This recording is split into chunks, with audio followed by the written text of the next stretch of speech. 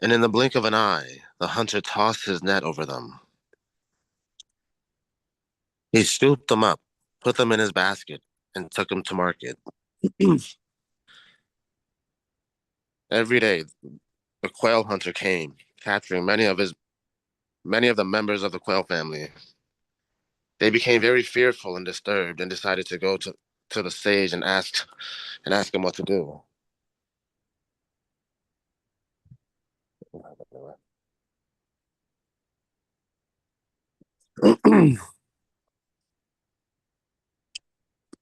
The quail sage thought about it and then said, as soon as the net gets thrown over you, stick your heads between the ropes, flap your wings, and fly up into the sky.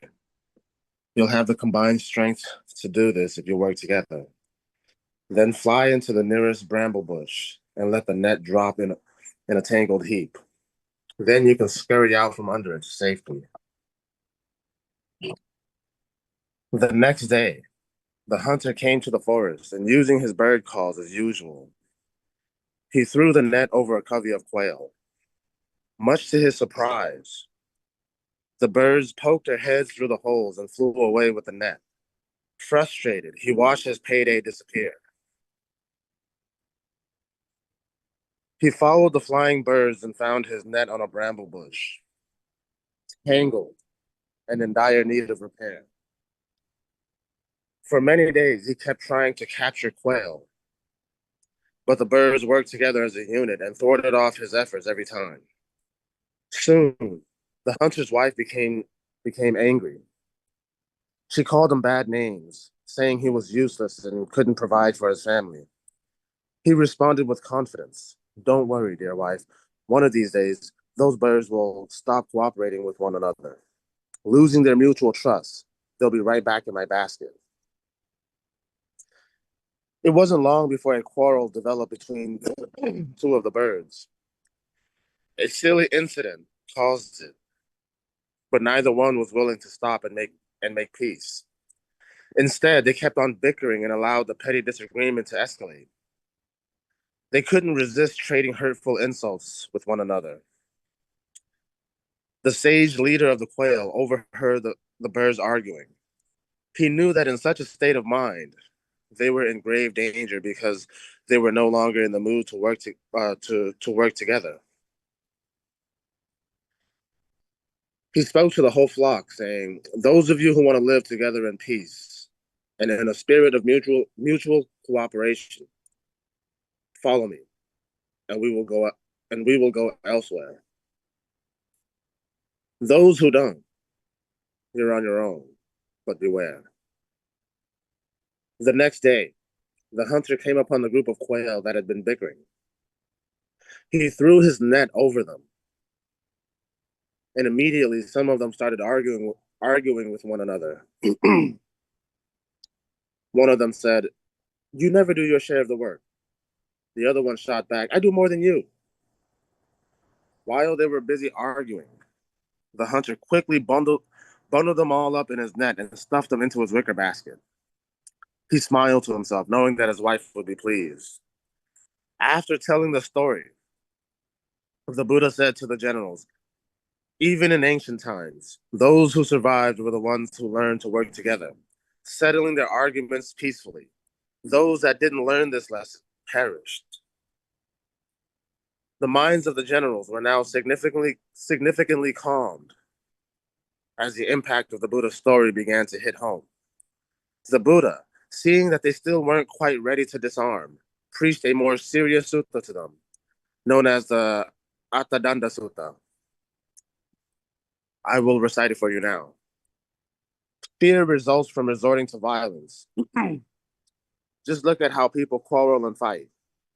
Seeing people struggling like fish writhing in shallow water with, with enmity against one another, I became afraid. At one time, I had wanted to find some I had wanted to find some place where I could take shelter, but I never saw any such place. There is nothing in this world that is solid at base, and not a part of it that is changeless. I had seen them all trapped in mutual conflict, and that is why I had felt so repelled. When a man does not identify himself with mind and matter at all, when he does not grieve for what does not exist, then he cannot sustain a loss in this world. When he does not think, this is mine, that belongs to them, then, since he has no egoism, he cannot grieve with the thought of, I do not have. If you ask me to describe a man who was unshakable, I say that where there is no harshness, where there is no greed, no trace of desire, and when a man is the same in all circumstances, then you have what I would call the praiseworthy condition of an unshakable man. A man of discernment, without a flutter of desire, does not accumulate. He has no conditioning. He has stopped all effort of every kind. So everywhere he sees peace and happiness. The wise man does not rate himself with the distinguished, the lowest, nor with ordinary people. Calm and unselfish, he is free from possessiveness. He holds on to nothing, and he rejects nothing.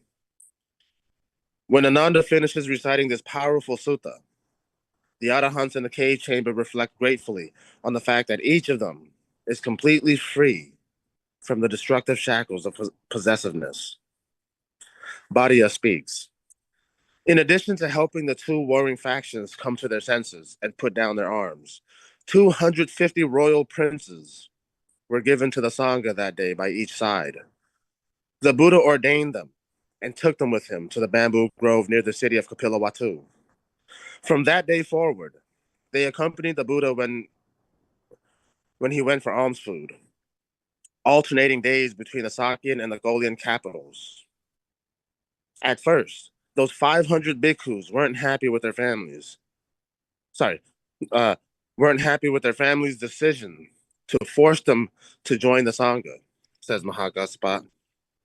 Soon, they were complaining that their wives, families, and business affairs were being neglected and that they were bored. The Buddha, knowing their state of minds, looked after them personally as a mother would look after her children. He preached to them on a regular basis, and before too long, all of them attained Sotapanna. Eventually, all of these royal sons attained arahantship, and several of them are attending this very council. I think, sorry, I think we'll soon be hearing about their royal wives, comments Bhatia knowingly. The Buddha's view on conflict can be summed up by 4 lines from the Dhammavada, interjects Bhakula. The Arahants pause to listen carefully as the aged but perennially healthy Arahant recites their master's well-known verses. Victory begets enmity. The vanquished dwell in pain. Happily, the peaceful live, discarding both victory and defeat. Excellent summary, Venerable Sir. Before we move on, I'd like to offer one last note on the Buddha's views on conflict, says Ananda. I am reminded of one of the discourses from the Brahma Samhita Sutta on the subject of abuse. A Brahmin named Akosaka Bharadwaja approached the Buddha to complain about the large number of his clansmen that were leaving home to join the Lord Sangha. He felt they were being stolen from their families who needed them. This man was well known for being particularly abusive, and this encounter with the Lord was no exception. I will quote from the sutta. Angry and displeased, he approached the Blessed One and abused and reviled him with rude, harsh words. When he had finished speaking, the Blessed One said to him, "What do you think, Brahmin? Do your friends and colleagues, kinsmen and relatives, as well as other guests come to visit you from time to time?" Sometimes they come. But if they do not accept, sorry, but if they do not accept the food you offer them, then who does it belong to? If they do not accept it from me, then the food still belongs to me. Oh, sorry. If they do not accept it from me, then the food still belongs to me.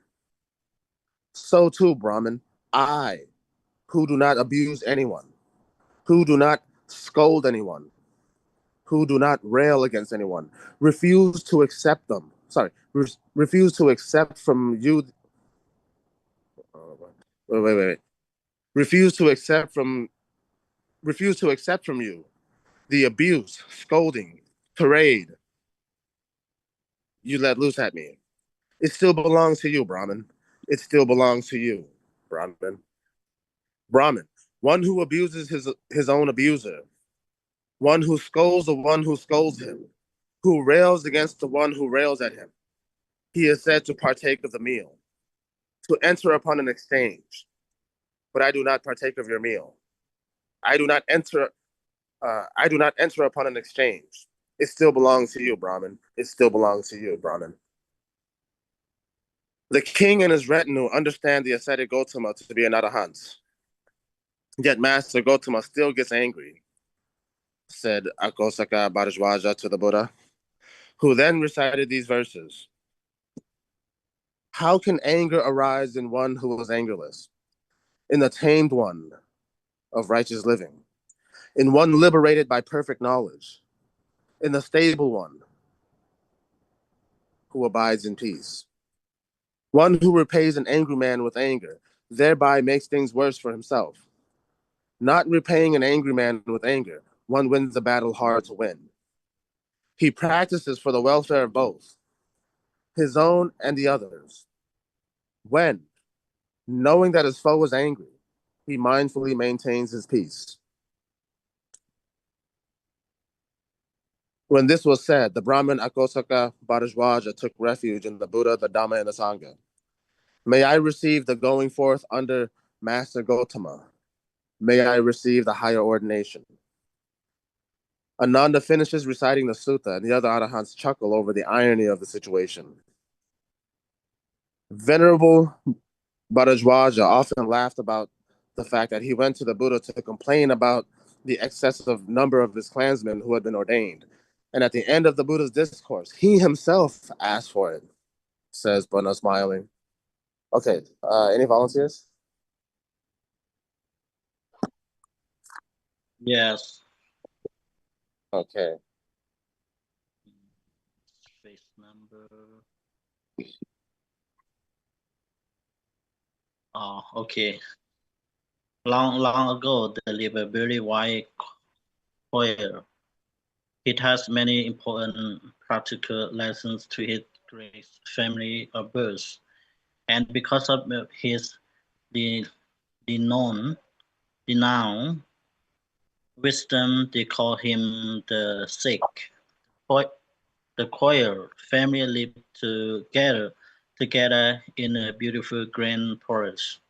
They had everything they needed, and they lived happily, contented life. One day, a hunter came into the forest and began triggering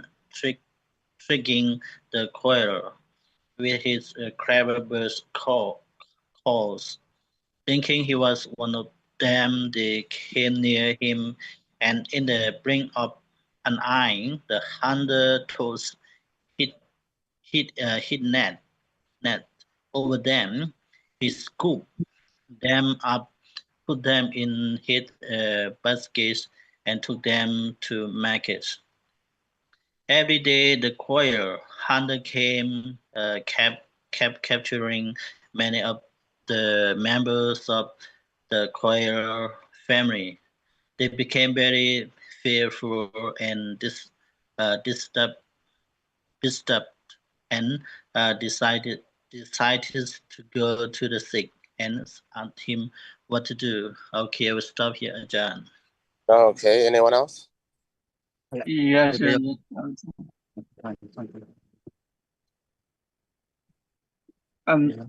choir share talk about is them said As a son, the next again through the overview or seek your nest and begin rock or flash your wing or fly up to the sky.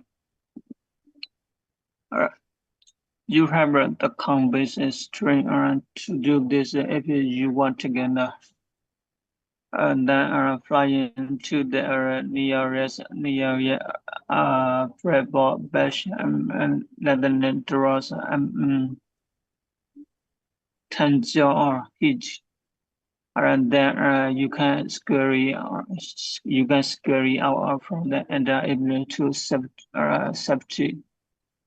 The next the hunter came to the forest and using his bar called as usual. He threw the nest over the compass or choir or measure to his sprite, and the bar poked their head and threw the hole flew away with the nest. President he wished his pit despair he followed the flying birds upon his neck bramble bush tender and they need repair. For many days he kept trying to capture quiet bear the power together as a unit and turned his efforts every time. So the hunter was began angry she got bad need saying he was useless couldn't provide for his family.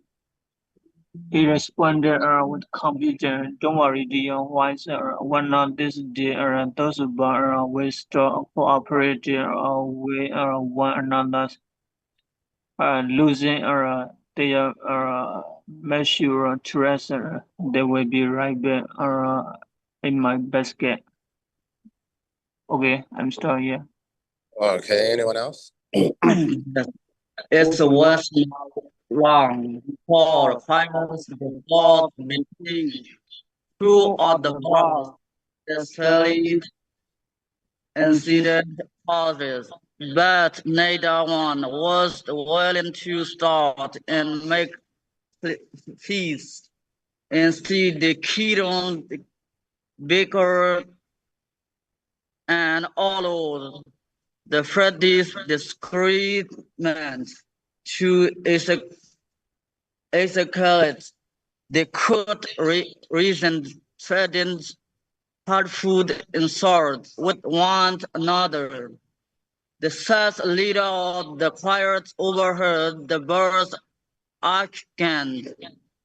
He knew that in such a state of mind, they were in grave danger because they were no longer in the mood to walk together. He spoke to the whole flock, saying, "They sought you, who want to live together in peace and serious motives. Cooperation follow me, and we will go elsewhere. Those who do not, you are on your own, but word." The next day, the 100 king upon the group was fired at hand. Being bickering, he threw his knees over them and immediately somewhat danced against with one another. One more then said, "You never do your share of the work." The another one stood back, "I do more than you." While they are busy again, the hunter quickly bundled them all in his nets and stuffed them into his wicker basket. his mind to answer, no one that his wife would be pleased.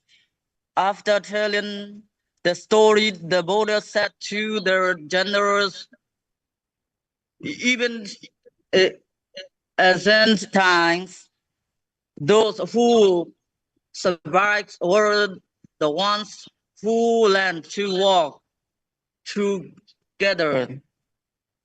Certainly their argument peacefully that didn't learn this lesson precious. The mind thought the generals were now disconnected, clings either and fed out. The Buddha's story began to hit home. The Buddha seeing that the spirit were quite ready to discern, reached a more serious soda to them, nor as the Athananda soda I will receive is for you now. Here result from resorting to the violence. Just look at how people quiet in a fight, seeing people struggling like fish waiting in shallow water with enmity against one another. I became afraid. At the one time, I had went to find some pleased word. I could take the sutter, but I never thought any such place. There is nothing in his world that is so at best in not a father is that is changeless. Start here. Okay. I want to try. Okay. I had symptoms trapped in mutual conflict, and that is why I have felt so rapid. When a man doesn't identify himself with mind and matter and all, when he doesn't grieve for what does not exist, when he cannot sustain a loss in this world, when he doesn't think this is mine or that belongs to them, then since he has no egoism, he cannot grieve with the thought of I don't have. If you ask me to describe the man who is unsuckable, I say that where there is no harshness, where there is no great, no trust of desire, and when a man is the same in all circumstances, then you have what I would call the praiseworthy competition of an unsuckable man, a man of discernment without a flutter of desire doesn't accumulate. He has no competitioning. He has stopped all effort of every kind. So everywhere he sees peace and happiness. The wise man doesn't let himself with the distinguished, the lost, nor with ordinary people come out unselves. He is free from possessiveness. He holds with nothing and he rejects nothing. When Ananda finished reciting this powerful sutra, the Arahants in the cave chamber reflect gratefully on the fact that each of them is completely free from the destructive shackles of possessiveness. Buddha speaks, in addition to helping the true warrior factions come to their senses and put down their aims, 250 royal princes were given to the Sangha, led by each side. The Buddha ordained them and took them with him to the bamboo grove near the city of Kapilavatthu. From there, they won war. They accompanied the Buddha when he went to arms for alternated days between the Sakya and the Kalawa capitals. I just stop here. Okay. Should we begin explaining? Is there anyone who would like to read? If not, we will begin explaining. Yes, we can start explaining. Okay.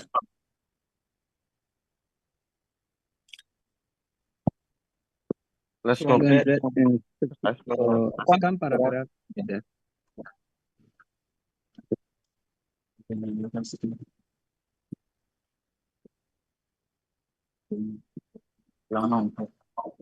It's here. Okay. Go back to page 2. Shall we? Second paragraph. Long ago, lived a very wise quail. He taught many important practical lessons to his great family of birds, and because of his renowned wisdom, they called him the sage. Renowned wisdom, Adam.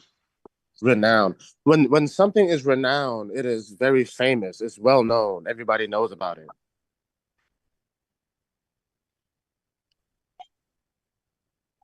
So because his wisdom is famous, it's known by all. They call him, or they called him, the sage. A sage is like a very wise person. The quail family lived together in a beautiful green forest. They had everything they needed, and they lived happy, contented lives. You guys understand, right? Yes, we do. One day, a hunter came into the forest and began tricking the quail with his clever bird call. Thinking he was one of them, they came near him, and in the blink of an eye, the hunter tossed his net over them. Do you guys understand? Toss, And kidnap. toss. Toss. To toss something is the same as to throw something.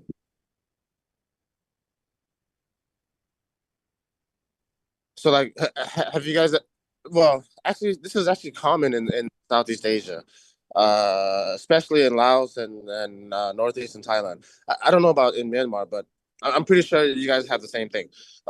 When some fishermen, when they go out to catch fish, they usually have a net, and they will toss their net into the water, and then they will pull it out of the water. If they're lucky, they'll catch a lot of fish. Do you guys understand? Yes. Yes, I do. He scooped them up, put them in a basket, and took them to market. Do you guys understand?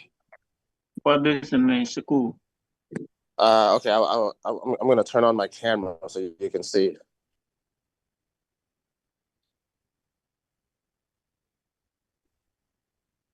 Okay, so the action of scooping something is like you do this. You go under it.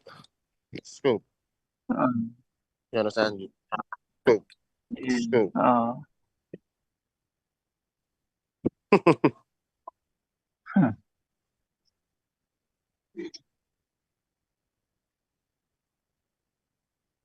Every day, the quail hunter came, capturing many of the members of the quail family. They became very fearful and disturbed, and decided to go to the sage and ask him what to do. You guys understand? He kept sharing. What is mean? Kept sharing. to catch. You understand? So it's like a when the police are trying to take someone to jail, but that person is running away, so that they have to run after him and capture him. If they capture him, then they can put him in jail. They have to catch him.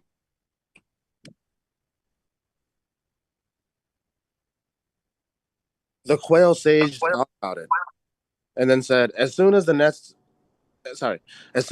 gets thrown over you, stick your heads between the ropes, flap your wings, and fly up into the sky.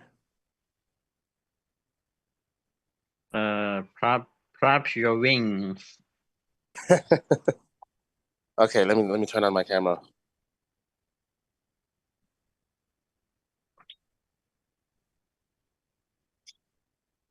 So for us, we're human. We don't have wings. But for birds, they have wings. So in order for birds to fly, they have to flap their wings.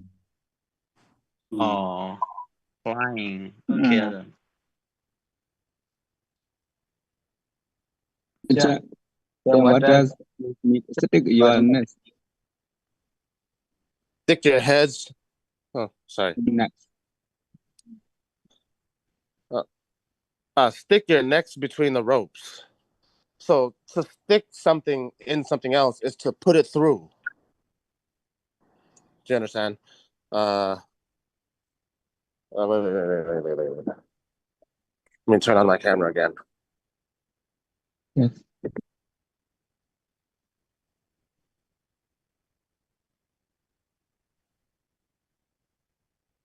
So let's say like these are the holes of the net, right? So he's Yes. basically the sage basically told them to stick their heads through the net. Stick their necks between the ropes. Yeah. Really, it's supposed to be stick their heads, not stick their neck. It's supposed to be so when you stick something, you basically put it in a hole. Yeah. Stick your head through the hole.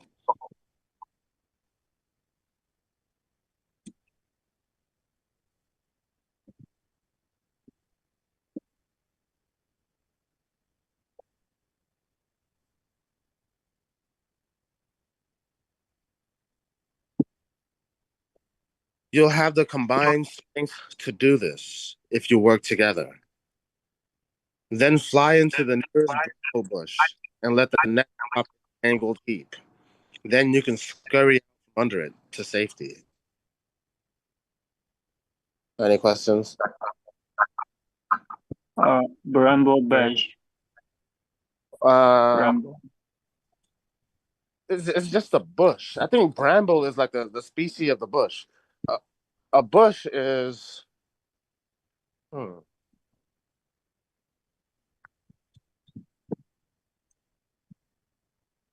find a good example.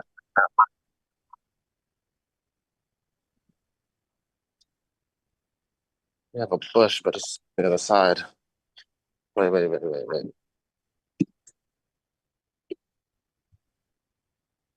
Oof.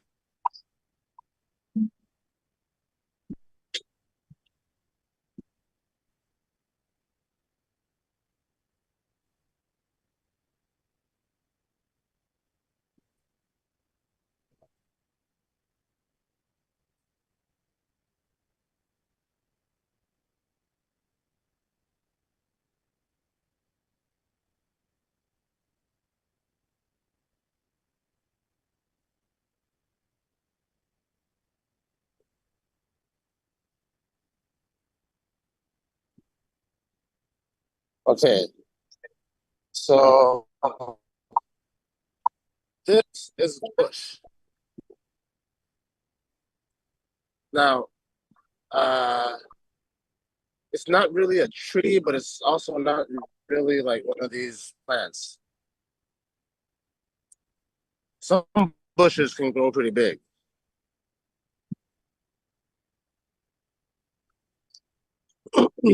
Any other questions? In a tangle.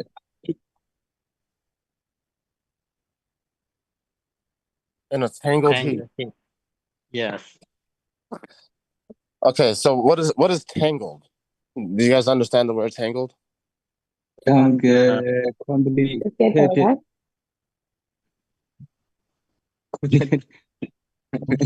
So have you guys ever put like a string or a rope inside your? Yeah. Yes. So that's tangled. A heap is a pile. Yeah. Do you guys understand the word heap or pile? I don't understand.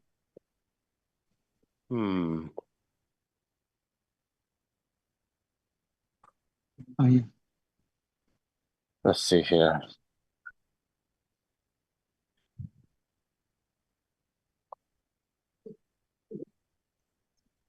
Yes. No, not yet, not yet.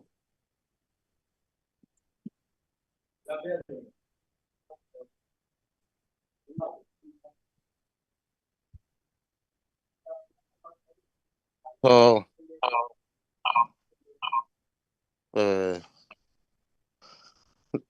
so this is a heap, like a pile. You understand? Fine.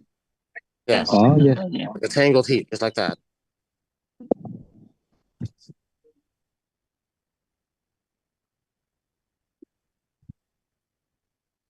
Teaching. From the book.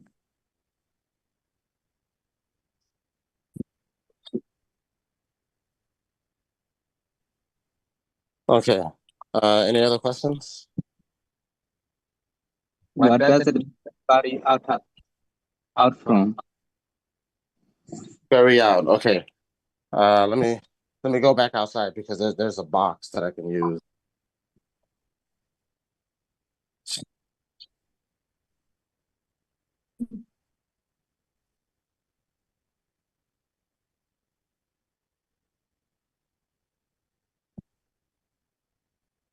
Yeah. I'm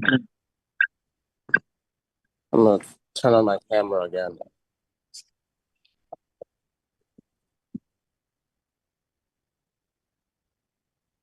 So you see this box? So imagine there's like a chicken or like some kind of bird that's inside this box, and they're trying to get out, and somehow they manage to lift the box just a little bit, and then they frantically come out, like it's to come out. Do you guys understand? Yes, I do. It's like the bird is inside the box, right? So they manage to lift the box with their beaks. Then they come out. They scurry out.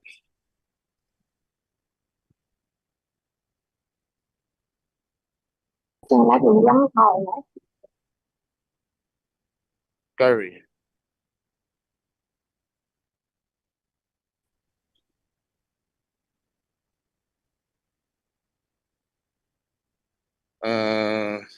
The next day, the hunter came to the forest, and using his bird calls as usual, he threw the net over a covey of quail.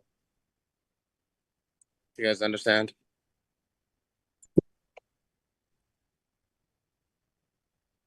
Much to his surprise, the birds poked their heads through the holes and flew away with the net. You guys understand? Yes, the question is, what does it mean? A covey of a group of quail? A covey of quail. Okay, so in English, I'm pretty sure it's the same in every language. There's a word for like a large group of the same animal, the same species of animal. So a covey of quail is like a large group of quails. Now it's weird because with birds, with all birds, it's usually a flock, like a flock of birds, a flock of chickens. But Flock for of some, birds, yes. but for some reason, for quail they use covey. Covey. But normally for birds, we say a flock of birds. Yeah. For elephants, cows, buffaloes, and just large animals, we say herd.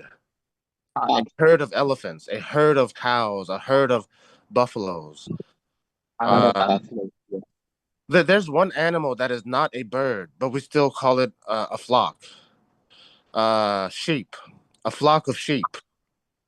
Flock of sheep. Yeah. For fish, we call it a school of fish. The same like school, like you go to school, a school of fish. Uh, Very interesting. sorry. Very interesting. Yeah. So, do you guys have like do you guys have those kind of words in your language? Yes, yes, yes. Yes. Yeah. We have many words. Almost the same. Yeah.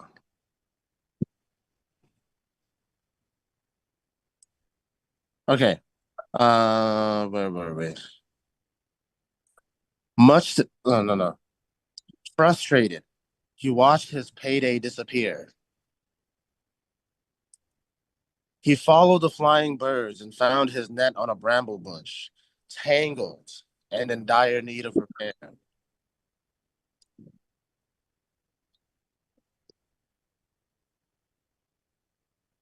For many days, he kept trying. Sorry. PG, what does it mean? Payday? Yeah. The payday is the day you get paid. The day you get money for something.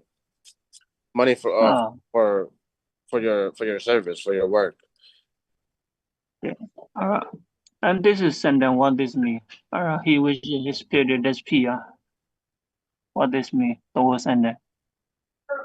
So, because this hunter sells quail to make money for a living. The bird, and since the birds flew away, that's basically his money flying away. Do you understand? Yes. Yeah, his payday disappeared because those birds are his source of income. That's how he makes money from selling birds. So his money disappeared. Maybe his wife doesn't cook anything to eat for him. Sorry? Maybe his wife doesn't cook anything to eat for him. Yeah. There's something wrong with your mic. It's for some reason your voice is echoing. Yeah. Equal. Yeah, my friend, one of my friends said attend the class near me. That's why. I see. Display. The voice miss. Okay. Ajahn, like if someone she have to work at that day, she get a salary day, so also can cause payday, right? Yeah, your payday is the day you get money. Yeah, get a salary that day, you can call payday. Yes.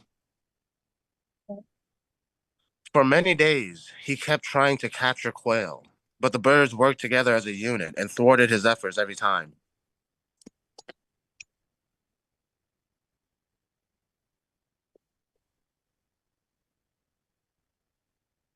Any questions?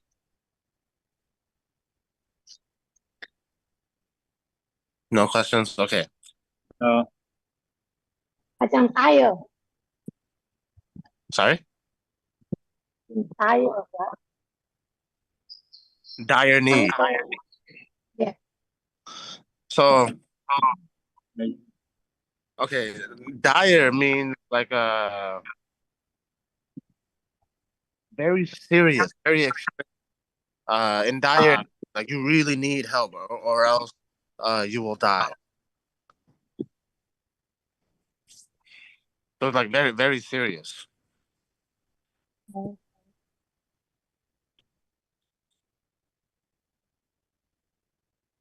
Soon, Hunter's wife became angry. She called him bad names, saying he was useless and couldn't provide for his family.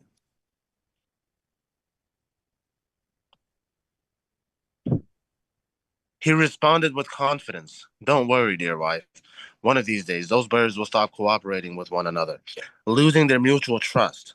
They'll be right back in my basket." Again, rewarded until and rewarded his effort. Sorry? A reveal sentence.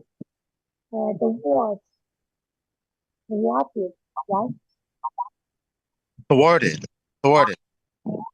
Further. So to thwart an effort, thwart an attack, is to stop it from becoming successful. Yeah.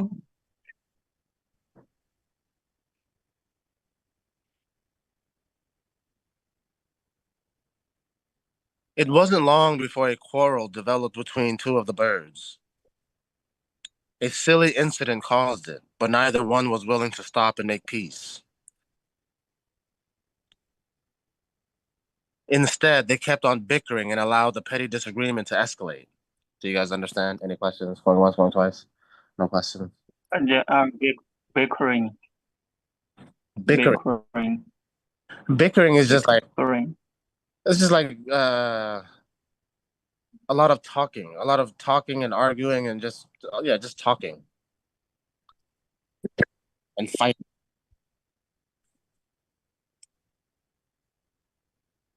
Any other questions? Yeah, mutual trust. Mutual trust. Trust each other, Mutual right? trust. That means I trust you and you trust me. Mutual.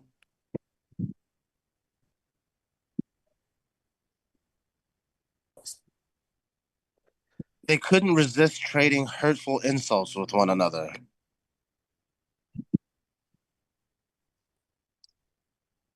Do you guys understand? Can somebody explain this sentence to me?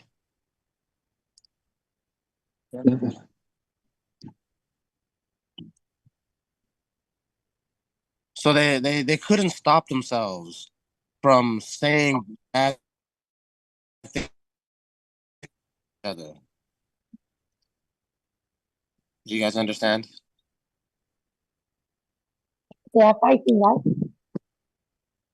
Yeah. So they are fighting.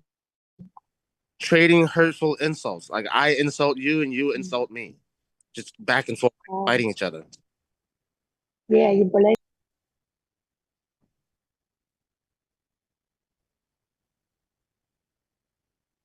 The sage leader of the quail overheard the birds arguing.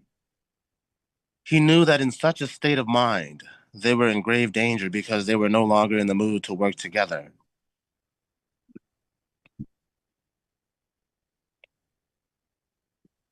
No question. Grave danger is serious danger. Yes, grave danger is very, very, very serious danger. Like someone could possibly die. Yeah.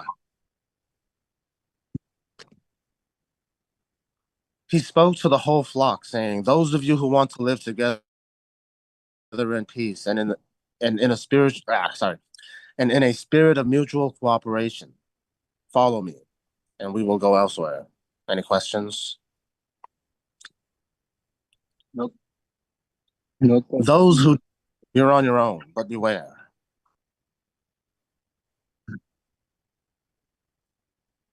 No questions. No question. I think maybe you guys are. I think you guys are hungry. Did you guys have breakfast today? Yes. Yeah. Yes. Yeah. Okay.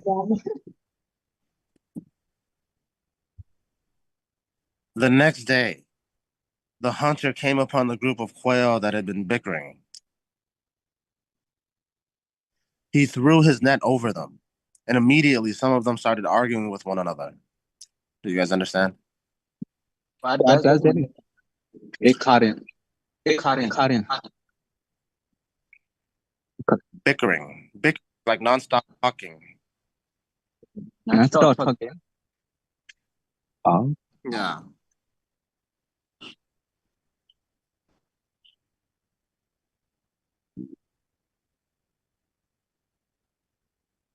Well, actually, sorry. It's nonstop talking, but it's like you're arguing over stupid things. Oh. Arguing over the things. Yeah, just arguing over stupid things. One of them said, "You never do your share of the work." The other one shot back, "I do more than you." While they were busy arguing, the hunter quickly bundled them all up in his net and stuffed them into his wicker basket. He smiled to himself, knowing that his wife would be pleased. Do you guys understand? What does it mean? Them or stuff them into his wicker basket. Bundle them all up in his net. So when you have many things and you gather all of them together and tie them together, that's called that action is called bundling everything together. You tie it together. Stuffed. Stuffed in Stuffed. Sorry? Stuffed. Okay, let me turn on my camera.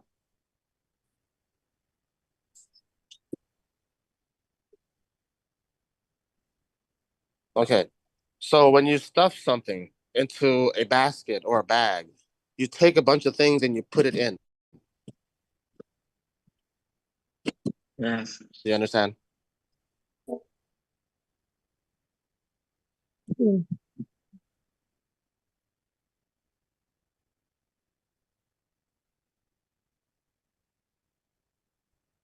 What is wicker basket? A wicker basket. It's a basket that you that people. Let me see. In ancient times, and even now, well, actually, these days it's more of like a fashion kind of thing. But in the past, people had to use wicker baskets. Yeah.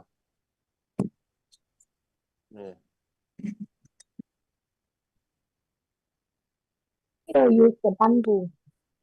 Alan.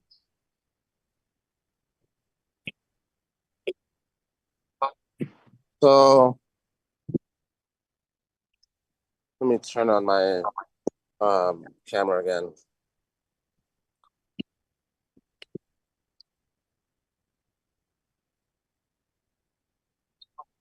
So in the past, people had to use like natural materials, like some materials from like various. You guys understand? Like sometimes wood, sometimes like rope from a plant.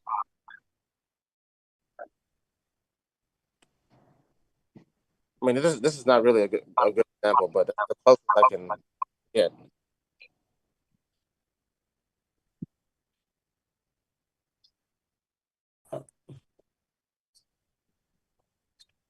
Okay.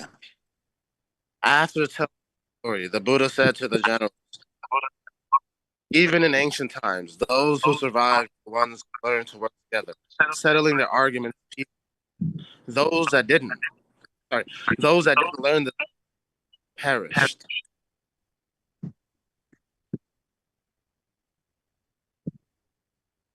No questions? Yeah. Settling the arguments Is solving their argument. To settle your argument peacefully.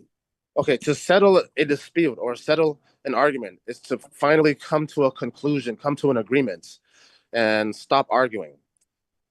Okay, I will accept this, you will accept that. Okay, we're done. No more fighting. So that's settling an argument. Totally. Yes. What is Perish perish? is to die and die and disappear. Yeah, pretty much. Die. It's the end of them. Done. No more. Dead. The minds of the generals were now significantly calmed as the impact of the Buddha story began to hit home.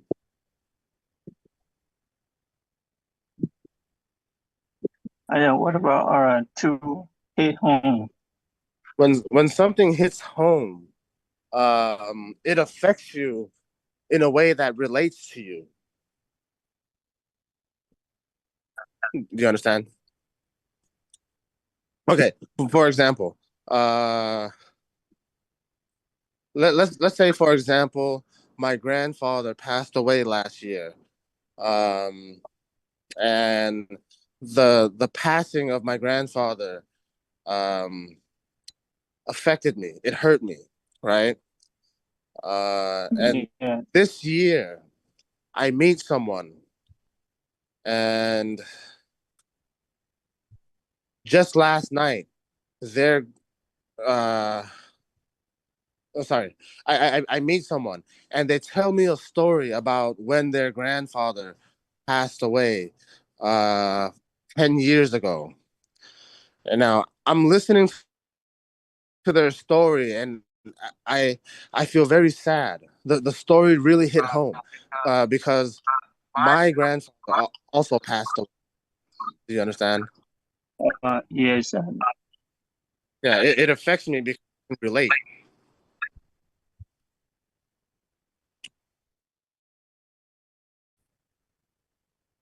The Buddha, seeing that they still weren't quite ready to disarm, preached a more serious sutta to them, known as the Atadanda Sutta. I will recite it for you now. Do you guys understand? Is there Disarm. To disarm is to put your weapon away, to put your guns away, put your knives away. Because these two armies were going to fight each other. They were going to kill each other. So they had their weapons. They had their bows and arrows, and they had their swords. So to disarm is to put your weapons away.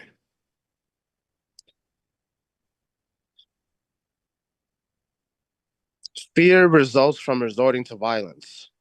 Just look at how people quarrel and fight. Do you guys understand? resorting?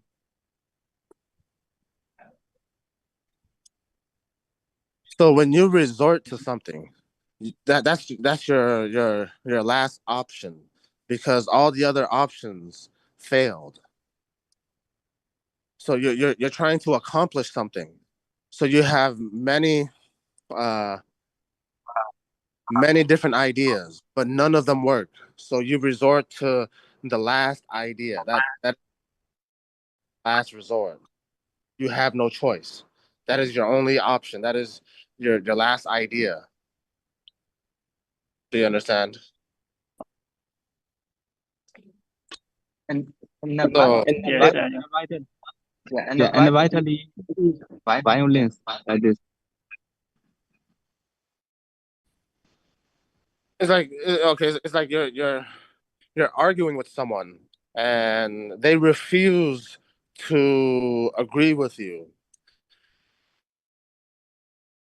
They refuse to give you what you want. So you resort to violence. You fight them. You hurt them. You kill them. Yeah.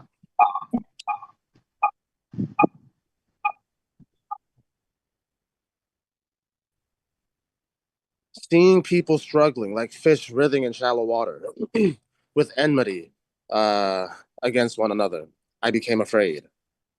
Stingling. Yeah. Sorry? Seeing people stingling already. Struggling. So when you struggle, that means you are trying very hard to accomplish something, to do something. You are struggling. You're having difficulties trying to accomplish the thing that you are trying to do. Oh, yeah. Yeah. What about breathing? Writhing. So have you ever seen a fish out Yes. of water? Yeah. So what does a fish do when it's outside of water? Move, restless. Yes. So that's called writhing. Uh, Move here and there. Yeah. Like this.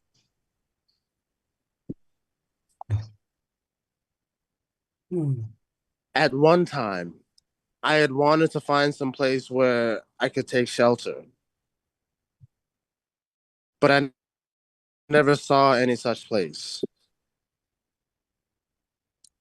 There is nothing in this world that is solid at base, and not a part of it that is changeless. Just solely at the base. At the very essence, the foundation.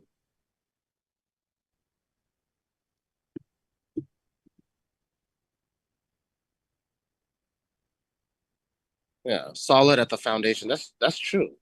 There's nothing that's well. I mean, it's solid, but if you break it down into its elements, nothing is really solid.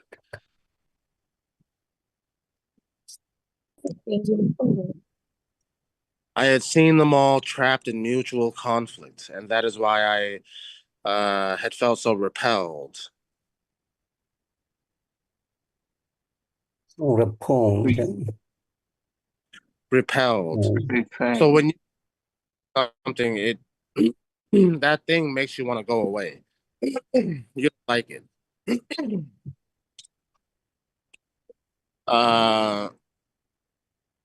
It's like in Thailand, there are millions of mosquitoes. So you have to buy softgel or those coils and light it up to repel the mosquitoes, to make the mosquitoes go away. So when you are repelled, that means there is something that makes you want to go away. Like someone immigrated to American, but she living here and she's the visa expert and government would repel then leave American life. We can use the repel. No. Repelled is like there is something nasty, something disgusting, something you don't like that repels you, that makes you want to go away. Oh. So in my case with student affairs, technically speaking, I wasn't really expelled because they did not have the right to expel me. You're supposed to. It's the rector. The rector is the one who makes the final decision to expel a student. But in their case, they refused to process my visa extension documents. So that means that meant I had no choice but to leave the country, right? Because otherwise, overstay, and they would charge me quite a bit every single day. So I had no choice but to leave the country. I think different. Why is we can use expel here is repel different, right? No, it's different. Expel is to make someone leave.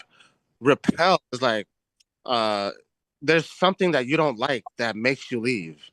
Do you understand? So, like, for example, mosquito repellent, Sawfell. Sawfell is a mosquito repellent. It makes mosquitoes go away because they don't like it. We can Do you get understand? call the mask. What do you like? Sawfell and those coils that people burn, those things are called mosquito repellents because they repel mosquitoes. They make mosquitoes go away because mosquitoes don't like it. Always you is the like the liquid.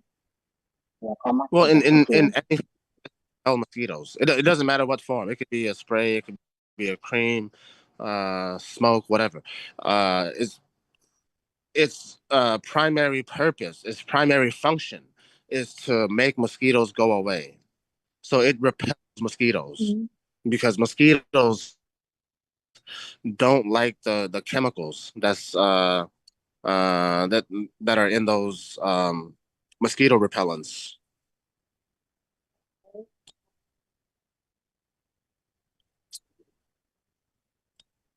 When a man does not identify himself with mind and matter at all, when he does not grieve for what does not exist, then he cannot sustain a loss in this world.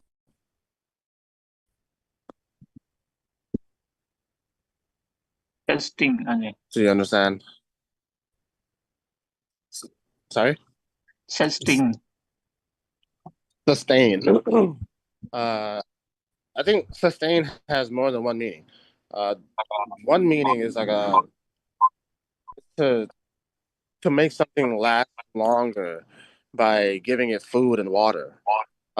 Here is like to be able to handle a loss, to be able to accept the loss and continue.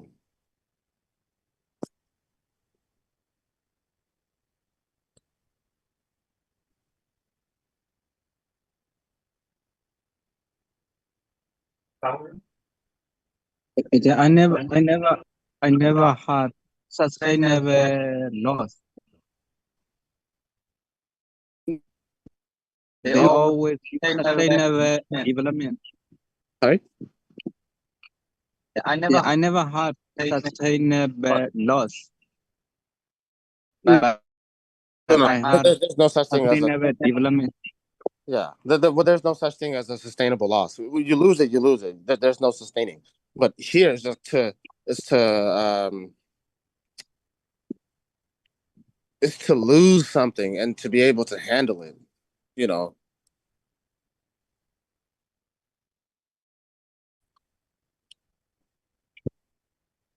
Any other questions?